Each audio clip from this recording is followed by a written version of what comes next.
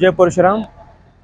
भगवान परशुराम जन्मोत्सव निमित्त आज शोभायात्रेचं आयोजन केलेलं आहे। ब्राह्मण सभा गांधी चमन येथून ही शोभायात्रा निघून मम्मादेवी मंदिर, महावीर चौक, सुभाष चौक व महावीर सावरकर चौकातून राम मंदिर येथे संपन्न होणार आहे।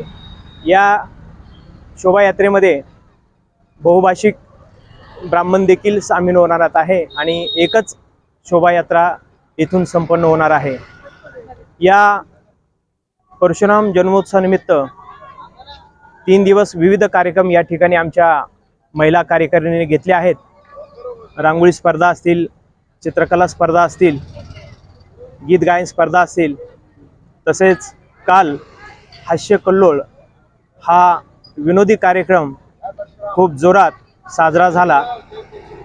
आज पण या शोभायात्रेस हजारोच्या संख्येने समाज जमा होत आहे आणि भव्य आणि दिव्य अशी रॅली या महाराष्ट्रात देखील या रॅलीचं नोंद घेतली जाईल असं मला वाटते, कारण की हजारोच्या संख्येने ब्राह्मण या शोभायात्रेस सामील होण्यासाठी निघाले आहेत।